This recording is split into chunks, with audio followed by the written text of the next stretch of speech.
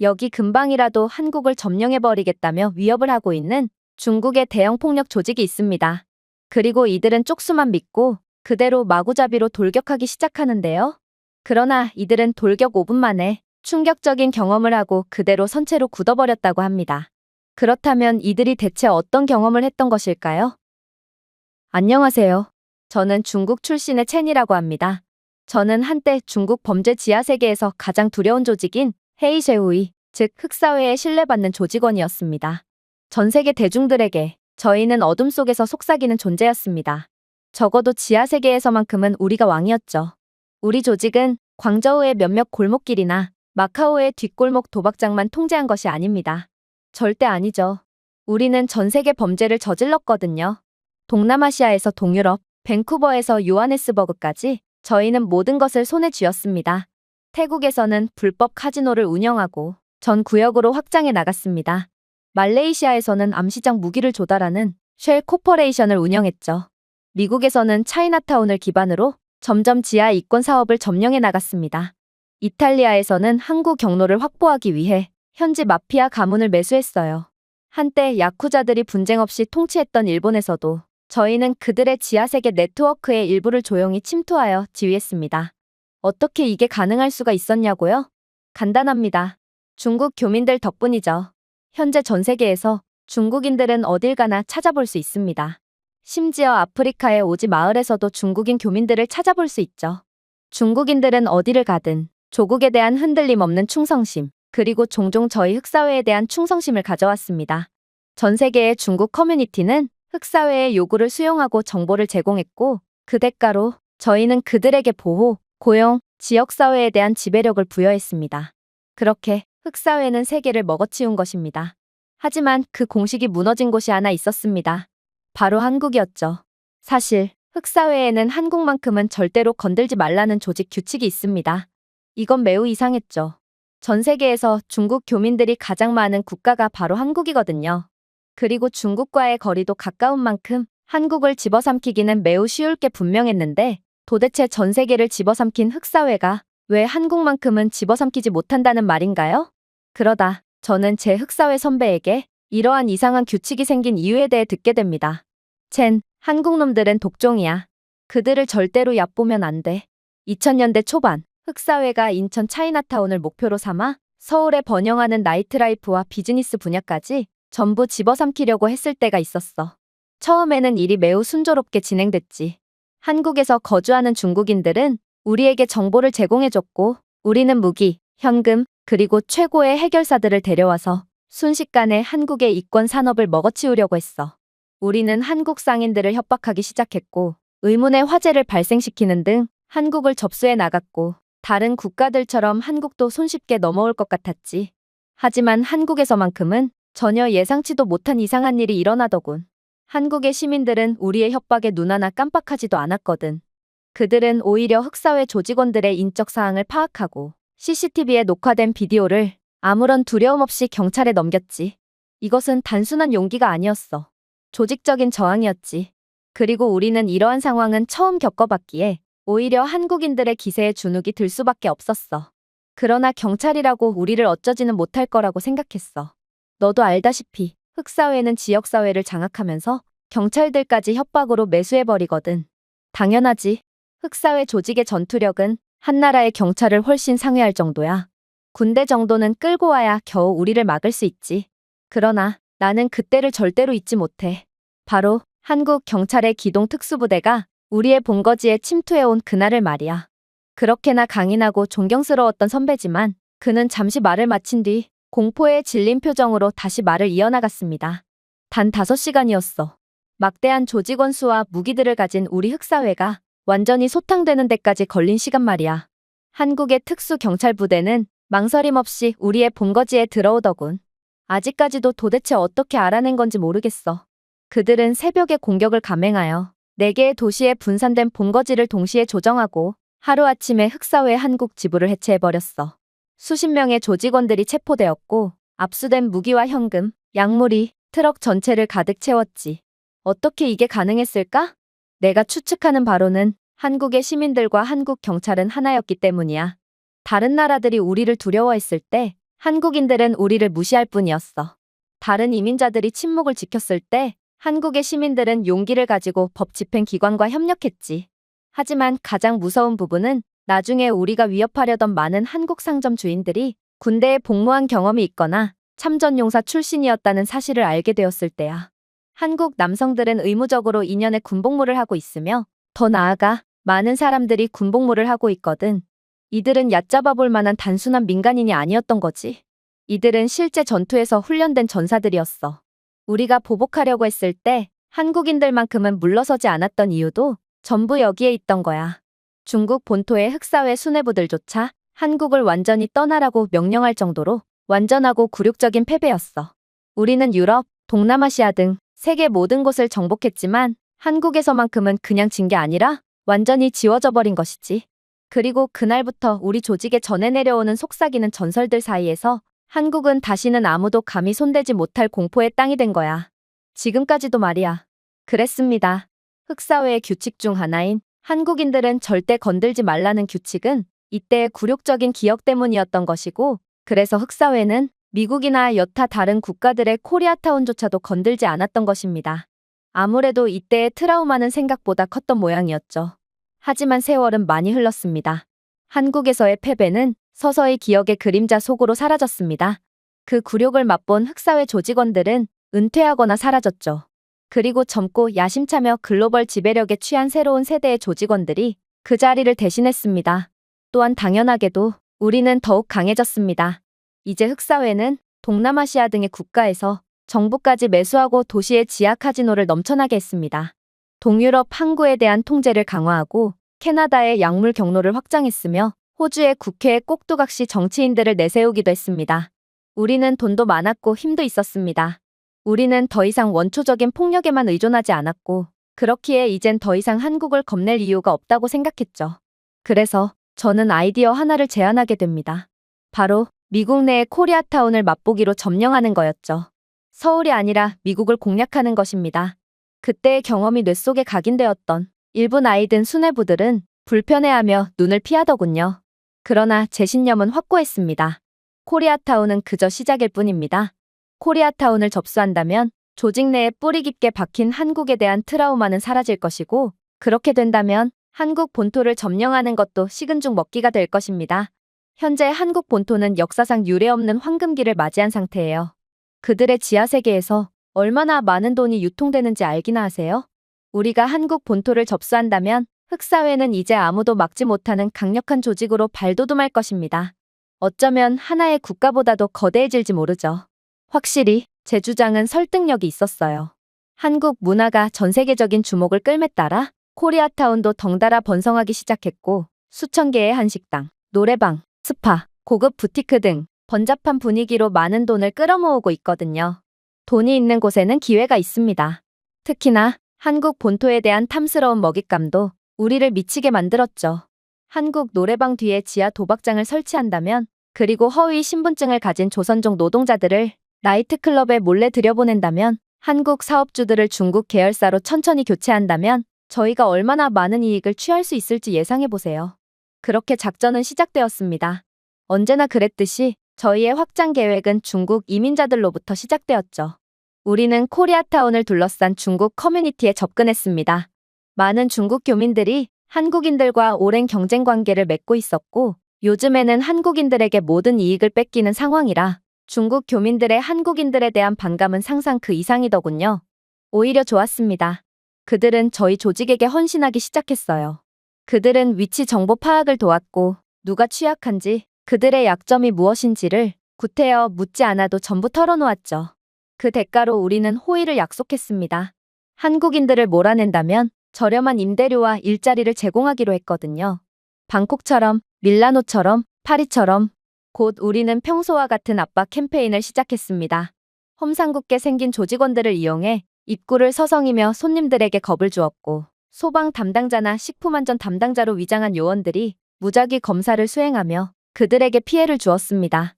낙서, 의문의 화재 등 저희의 전형적인 방법에 한국인 교민들은 큰 피해를 입었죠. 하지만 그런다고 그들이 할 수 있는 건 없었습니다. 이곳은 한국이 아니라 미국이었거든요. 그리고 미국에서는 카메라에 잡히지 않으면 아무런 일도 일어나지 않습니다. 미국 경찰들은 할 일이 많고 특히나 외국인에 대한 일은 항상 뒷전으로 생각하죠. 이런 취약성을 노려 우리는 합법성과 불법성이 연기로 흐려지는 회색지대를 이용했습니다. 그리고 사전 작업을 마친 우리는 다음 단계를 목표로 삼았습니다. 코리아타운에 대한 중국의 완전한 통제였죠. 요즘 한국의 BBQ 식당, 한국식 노래방 등 한국의 모든 것이 유행이라던데 우리는 한국인들의 것을 전부 빼앗고 계속 한국 기업이라고 주장하며 실제로는 중국 자본으로 운영할 것입니다. 그래도 세상은 전혀 모르겠죠. 심지어 저희는 코리아타운의 상징과도 같은 한국문화센터나 여러 한국의 뿌리와 다름없는 공간들을 매춘 업소로 바꾸며 한국의 뿌리를 완전히 짓밟아 놓을 것입니다. 그야말로 한국의 이름으로 돈을 버는 공간에서 뒤에서는 조용히 중국 국기가 펄럭이는 상황인 것이죠. 한국인들에게는 절대로 까불지 말라고요. 그것은 수십 년 전의 일일 뿐이에요. 저희는 그들을 완전히 짓밟을 준비가 되어 있습니다.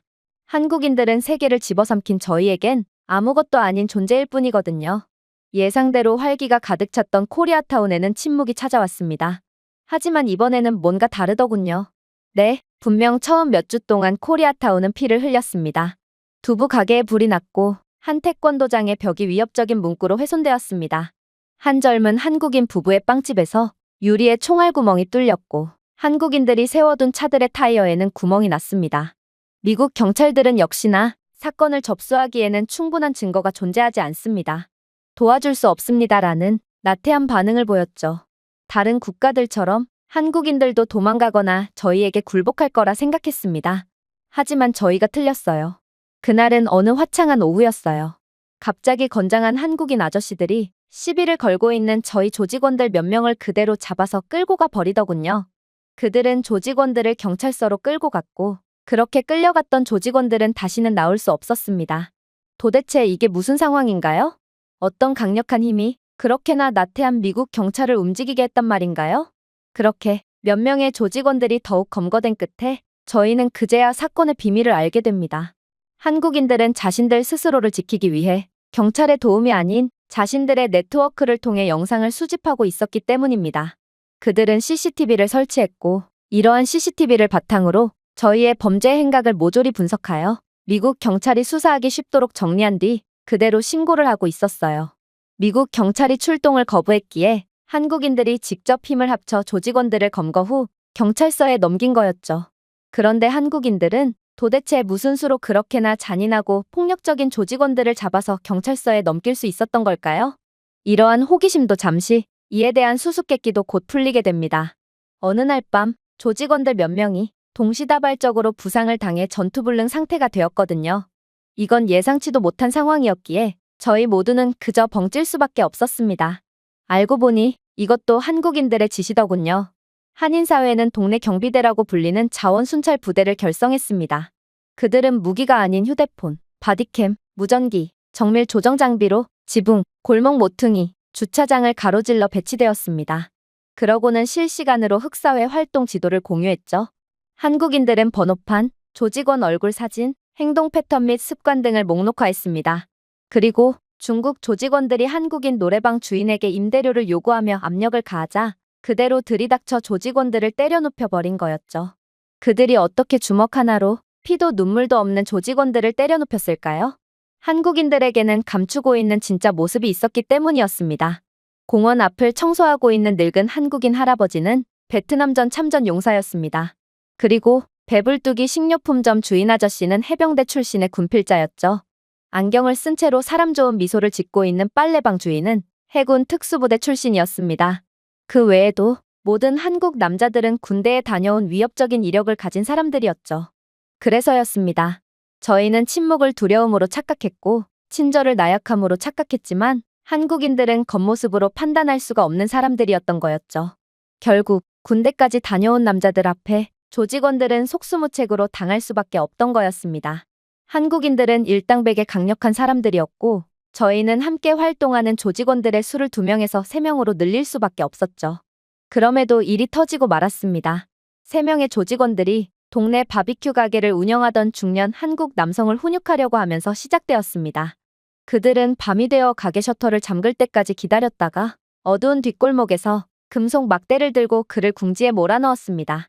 그러나 3분 뒤 조직원 한 명은 자신의 부러진 코로 질식하고 있었고 다른 한 명은 손목이 부러졌으며 세 번째는 이빨이 부러져 비명을 지르고 있더군요. 푸근한 인상을 가지고 있던 한국인 아저씨는 알고 보니 그저 평범한 아저씨가 아니었습니다. 그는 레바논으로 파견까지 갔다 온 특수부대 출신이었죠. 우리는 한국인들을 얕본 대가를 치르게 된 것입니다. 다른 민족들과는 달리 한국인들은 절대로 도망가지 않았습니다. 대신 폭력의 전문가인 우리에게 맞불을 놓고 있었죠. 그리고 저는 진실을 잊고 있었다는 것을 깨닫게 됩니다. 한국인은 평범한 민간인이 아닙니다.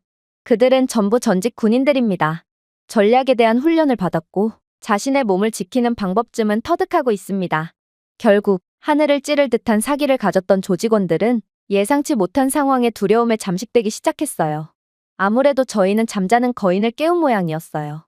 한국인들의 자부심과 단결은 식민지 시절과 전쟁, 그리고 국가 분단에서 살아남은 조상들로부터 전해 내려온 것처럼 보였습니다.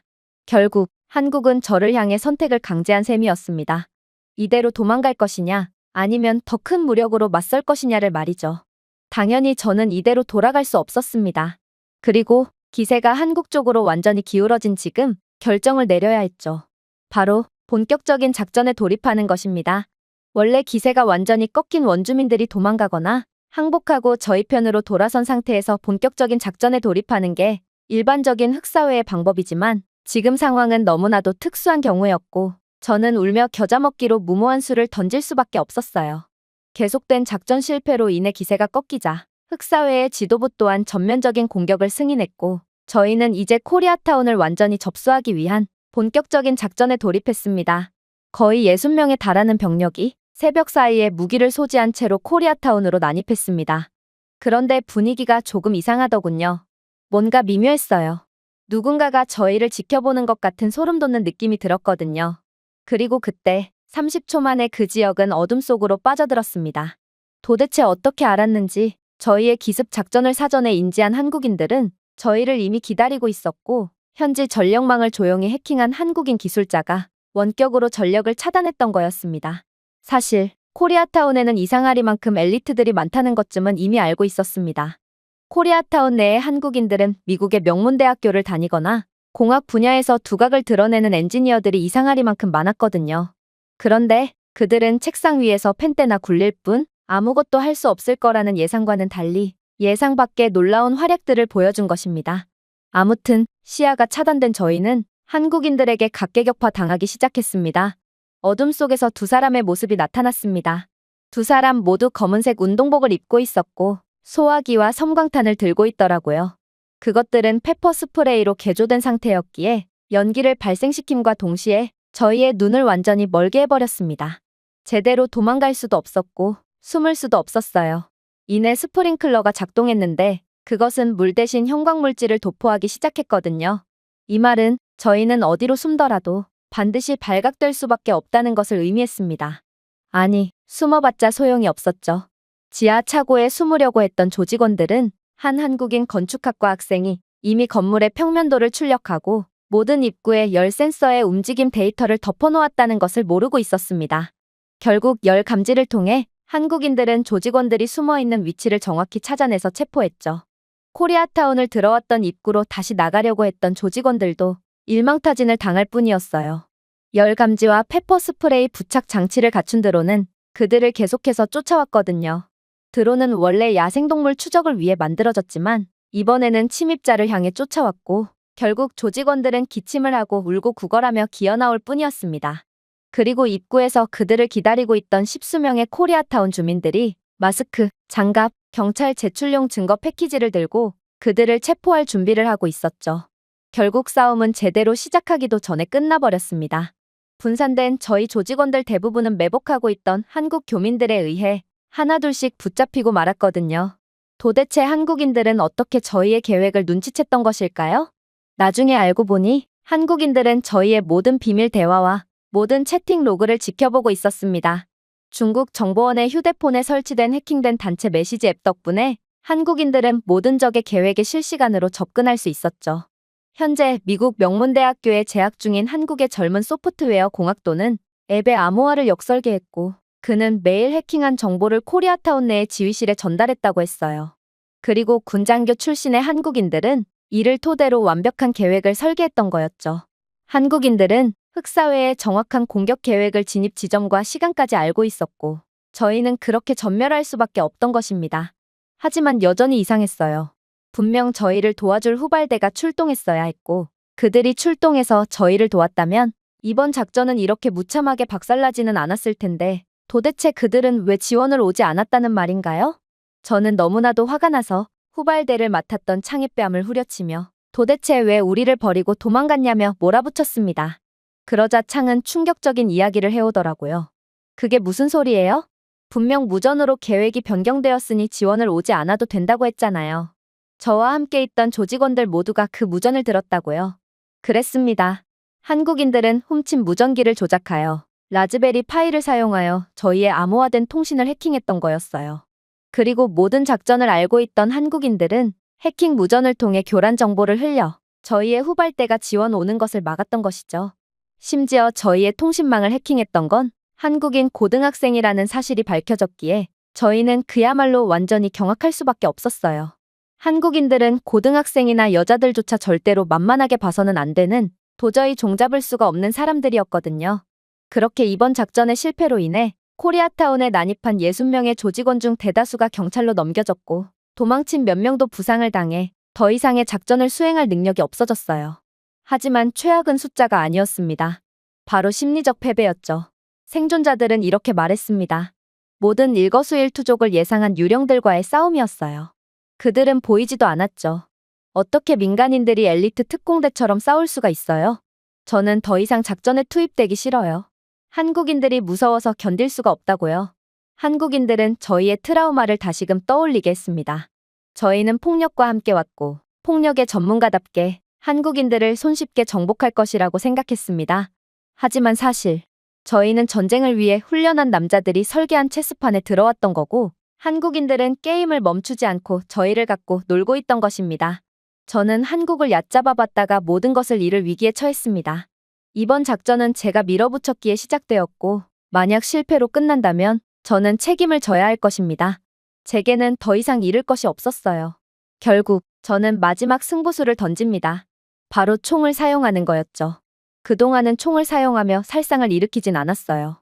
일이 커진다면 미국 경찰들이 출동할 수 있거든요. 하지만 지금은 이판사판인 상황이었고 이젠 총기로 무장한 조직원들은 코리아타운 내의 모든 한국인들을 쓸어버릴 것입니다. 더 이상의 영리한 전략은 필요 없어. 더 이상 싸움 실력도 필요 없지. 총 한 방이면 모든 것이 끝장이니까 말이야. 저는 총으로 마침내 코리아타운의 정신을 짓밟을 수 있다고 믿었습니다. 하지만 제가 이해하지 못한 것은 이것이었습니다. 이미 전문적인 사격 훈련을 받은 사람들을 위협할 수는 없다는 것을 말이죠. 그날 새벽, 작전은 시작되었습니다. 저희는 세 가지 방향에서 코리아타운에 접근했습니다. 마치 거리를 소유한 것처럼 움직였죠. 하지만 거리는 이미 저희들을 지켜보고 있었습니다. 저희가 첫 번째 목표인 한국의 만남의 장소로 여겨지는 사무실 건물에 도착했을 때 저희는 그대로 무기를 들고 현관문을 박차고 들어갔습니다. 하지만 방은 비어 있었습니다. 그러고 나서 모든 것이 엉망이 되었습니다. 해당 건물을 기점으로 저희는 그대로 포위되었거든요.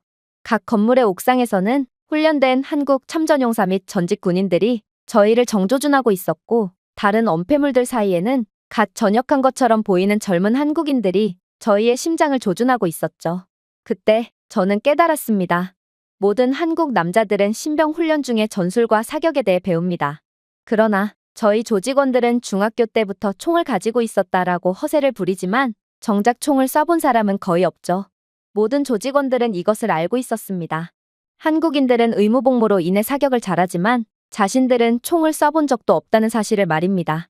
저희는 실전에서 총을 든 적이 없거든요. 물론 저희는 광저우에서 조직원들과 함께 사진 촬영을 위해 총을 들고 포즈를 취한 적은 있습니다. 그러나 그게 다죠. 대부분의 조직원들은 지금의 실전 상황에서 손가락으로 방아쇠를 감싸지도 않고 있더군요. 총을 쏘는 것을 두려워하고 있었습니다. 결국 한국인들이 던진 연막탄이 터짐과 동시에 조직원들은 무기를 버리고 도망가기 시작했어요. 눈물을 흘리며 계집아이 같은 비명소리를 지르며 왔던 길로 내달리기 시작했죠. 그렇게나 한국인들을 전부 쓸어버릴 거라며 자신은 이미 초등학생 때부터 총 하나로 고향마을 공항까지 제압했다던 창은 핫도그 가판대 뒤에 숨어 비명을 지르며 울고 있더라고요. 저는 끝까지 은엄패를 하며 저희에게 접근하는 한국인들의 전술적인 움직임을 보고 조용히 속삭일 뿐이었어요. 그들은 진짜 군인처럼 움직이잖아. 도대체 이 동네 정체가 뭐야? 저는 몸이 굳어서 도망가지도 못했어요. 저는 한국인들의 사격 실력에 대해 익히 들어 알고 있거든요. 일전에 LA에서 흑인 폭동이 일어났을 때 한국인들은 경찰들조차 외면했을 때도 스스로의 힘으로 마을을 지켰다고 했어요. 그런 한국인들이 마음먹고 방아쇠를 당긴다면 저는 그날로 끝이라는 것을 잘 알았기에 그대로 온몸이 굳어 벌벌 떨고만 있을 뿐이었던 것입니다. 결국 저는 누가 시키지 않았음에도 우통을 벗고 무릎을 꿇었고 두 손을 번쩍 들며 항복의 의사를 밝혔습니다. 그리고 곧 한국인들이 들이닥쳐 저를 그대로 포박하더군요. 그렇게 저는 한국인들에게 끌려갔습니다. 벽에 기대어 앉아 주위를 둘러보았습니다. 소위 말하는 세상에서 가장 위험하다는 조직원들, 마카오, 방콕, 베를린을 주름잡았다고 자랑하던 조직원들은 몰래 화재 경보를 울린 후에 중학생처럼 달리고 있었습니다. 한국인들에게 포위당하자마자 계집아이처럼 넋놓고 울며 온몸이 굳어버린 사내들이 널려 있었습니다. 저도 마찬가지였죠. 저는 총 한 발 쏴보지도 않고 항복했습니다. 이것이 한국이 싸우는 방식이었습니다. 싸우지도 않고 상대방을 제압하는 방식 말입니다. 저희는 저희가 늑대라고 생각하고 여기 왔습니다. 하지만 저희는 짖는 개에 불과했고 저는 개처럼 끌려가 한국인들의 아지트에 감금당했습니다. 그리고 그들의 본거지에서 저는 놀라운 것을 인지하게 되었죠. 한국인들은 제가 아무런 위협도 되지 않고 무섭지도 않다는 듯 제 손을 풀어주고 신사적으로 대해줬습니다. 그리고 번역된 앱을 제게 건네더군요. 시간을 낭비하지 맙시다. 우리는 이미 당신이 누구인지 알고 있습니다. 처음에는 비웃었어요. 허세인 줄 알았어요. 그러나 그가 연 폴더에는 제 모든 것이 들어있더군요. 제 사진, 공항에서 사용했던 가짜 이름이 아닌 제 진짜 이름, 제 중국 주소, 채팅 로그 등 전부가 말이에요. 그렇게나 평범하고 만만하게만 보였던 한국인들은 다들 비상한 두뇌를 갖고 있는 엘리트였던 것입니다. 저희는 무기와 폭력, 계획을 가지고 여기에 왔습니다. 하지만 저희가 작전을 시작하기도 전에 한국인들은 이미 퍼즐을 풀어낸 상태였습니다. 결국 저는 저희가 민간인을 상대로 싸움을 건 것이 아니라는 것을 깨달았습니다. 저희는 감히 전략을 본능으로 여기는 미친 사람들과 싸우고 있었습니다. 한국인들은 반응하지 않았어요. 그들은 예상했죠. 심지어 한국인들은 저희를 쫓지도 않았습니다. 그저 저희를 함정으로 굴욕으로 안내했을 뿐입니다. 갑자기 몇 년 전 광저우에서 제가 서울로 세력을 확장하자고 제안했을 때 선배가 한 말이 떠올랐습니다. 한국은 잊어버려. 그들을 건드렸다간 반드시 후회하게 될 거야. 그 당시에는 선배가 지나치게 신중하다고 생각했습니다. 혹은 그가 겁쟁이일 수도 있겠다고 생각했죠. 하지만 저는 뒤늦게 이해해버렸습니다. 저는 모든 선배들이 절대 하지 말라고 가르쳤던 단 한 번의 실수를 저질렀습니다. 저는 한국인을 과소평가했습니다. 그리고 저는 감히 한국인들을 찾아왔습니다. 제가 반대 방향으로 달렸어야 했을 때조차도 말이죠. 저를 포박한 한국인들은 제게 3일만 갇혀 있으라고 말하더군요. 그런 다음 저를 풀어주겠다고 했어요. 자신들은 미국 경찰과 소통 중이고 3일 뒤에 미국 군대가 개입된 소탕 작전이 시작되니 흑사회 조직이 완전히 뿌리째 뽑힌 다음에 저를 보내주겠다고 하더군요. 솔직히 어이가 없었어요. 한국인들은 매우 뛰어났고 그들이 저희를 이겼다는 것은 인정하겠습니다. 그런데 도대체 이방인인 그들이 미국 경찰과 군인들을 어떻게 이용할 수 있단 말인가요? 결국 저는 어이가 없어서 속삭였습니다. 여기는 미국입니다. 미국 경찰은 돈, 피, 언론 보도가 없으면 신경 쓰지 않아요. 심지어 당신들은 이곳에서 외국인이잖아요. 하지만 저는 아직도 한국인들을 과소평가하고 있었습니다. 한국인들은 봉인된 소포를 주 보안관 사무실과 연방 태스크포스 관계자들에게 넘긴 상황이었습니다. 그들은 드론을 이용해서 저희 창고의 약물에 대한 여러 상 이미지를 촬영했고 내부 통신망 해킹을 통해 저희 지하실의 청사진과 저희의 가짜 신분증, 차량 목록 등 모든 것을 알고 있었어요. 그리고 이미 군대를 다녀와 본 한국인들은 군사 분석가들이 수개월에 걸쳐 분석 작업을 하는 것처럼 포착한 저희의 정보를 통해 완전한 전술적 문서로 만들어 놓았더군요. 그리고 이 모든 증거들을 미국 측에 넘겼던 것입니다. 패킷을 받은 FBI 요원은 이렇게 말했다고 합니다. 이건 저희 팀이 1년 동안 모으고 정리한 것보다 훨씬 더 깔끔하네요. 도대체 누가 이것을 정리한 거죠? 상당한 실력을 가진 전문가가 분명해요. 그러나 이건 모두 한국인 민간인들이 해낸 것들이었습니다. 아무튼 그렇게 모든 증거들을 넘긴 한국인들은 거절할 수 없는 제안을 해왔다고 했어요. 미국 측이 모든 공로를 가져가세요. 저희는 아무것도 원하지 않아요. 증거들, 당신들이 포착했다고 하세요. 저희가 원하는 것은 그냥 코리아타운 거리에서 불법 조직들이 제거되는 것뿐입니다. 미국의 군대 및 경찰 입장에서는 눈이 돌아갈 만한 제안이었습니다. 모든 정보가 확보된 상황이었기에 그저 화력으로 기습하면 3분 만에 끝나는 상황이었거든요. 그야말로 확실한 승리이자 위험 없는 영광이었죠. 이제 단순한 습격이 아닌 합동 태스크포스 작전이 시작된 것입니다. 한국인들이 말한 대로 흑사회의 주요 거점인 외곽에 버려진 공장이 포위되었습니다. 그리고 새벽에 미국 팀이 예고 없이 진입하자마자 흑사회 조직원들 모두는 그대로 검거되고 말았죠. 수십 명의 흑사회 구성원들이 잠든 상태에서 완전히 방심한 채로 잡혔습니다. 분산되어 있던 모든 조직원들도 한국인들의 완벽한 정보 때문에 그대로 잡히고 말았습니다. 그리고 압수된 불법 무기와 약물들은 저희가 도저히 빠져나갈 수가 없게 만들었죠. 저는 한국인들이 만든 감옥에 갇혀 뉴스를 보고 있었습니다. 제 동료들이 유기견처럼 끌려 나오는 것을 보고 있습니다. 미국인들이 싸우지도 않은 전쟁의 공로를 인정받는 것을 보면서 씁쓸하게 웃었습니다. 저희는 완벽하게 패배했습니다. 저희는 한국인들의 명예를 조롱했지만 이제 저희는 그들에 대한 기억을 두려워하게 되었습니다. 한국인들이 저에게 가르쳐준 것은 잔인하게도 너무나도 간단했기 때문입니다. 한국인들이 우리를 건드리지 마세요라고 말할 때 그들은 경고한 것이 아니었습니다. 오히려 그들은 저를 구하고 있던 거였죠. 그때가 도망쳐야 할 마지막 기회였던 것입니다. 그렇게 저는 흑사회를 탈퇴하고 고향마을로 도망쳤습니다. 흑사회의 가장 강력한 강령은 반드시 보복을 할 것입니다. 그리고 저는 실제로 한 대를 맞으면 10대로 되돌려주는 반드시 보복을 하는 인생을 살아왔죠. 그러나 저는 지금 한국에 대한 보복을 할 엄두도 못 내고 있습니다. 그리고 그 이후로 한국 이야기만 나오면 가슴이 답답해져서 도저히 한국에 관한 뉴스조차 볼 수가 없었죠. 그들의 언어를 들을 때마다 그들이 군대처럼 조율했던 방식이 기억납니다. 그들이 흔적도 남기지 않고 저희 시스템을 해킹한 방식. 그들이 그림자처럼 움직이고 번개처럼 치는 방식이 떠오릅니다. 때때로 저희 마을의 껄렁껄렁한 깡패 녀석들이 술집에서 큰 소리로 소리를 치는 것을 듣곤 합니다. 우리는 코리아타운을 불태울 거야. 우리는 서울이 우리를 존중하게 만들 거야. 저는 그저 웃을 뿐입니다. 그리고 조용히 다가가 말을 건네죠. 자신 있으면 한번 시도해봐. 내가 3일은 버틸 수 있나 보자. 실제로 겪어보기 전까지는 아무도 한국을 이해하지 못할 것입니다. 한국인들은 위협할 필요가 없는 사람들입니다. 싸우기 전에 이미 이겼기 때문이죠. 그 불량배가 한국인들을 위협하고도 운이 좋다면 살아남을 수는 있겠죠. 그러나 그는 저처럼 다시는 무기를 들지 못하게 될 것입니다. 제 경력이 그대로 끝나버린 것은 총알 때문이 아니었습니다. 배신 때문도 아니었죠. 그저 단 한 가지 실수 때문이었습니다. 바로 한국을 건드렸다는 것이죠. 그리고 한국은 침묵과 정확성, 그리고 주저함 없이 반격에 나섰습니다. 누군가 저에게 한국에 대해 물어본다면 한 가지만 말씀드리겠습니다. 더 늦기 전에 뒤도 돌아보지 말고 도망가세요. 그들이 자신을 건드리지 말라고 말할 때 그들의 말에 조금 더 귀를 기울이세요. 제가 준비해온 내용은 여기까지입니다.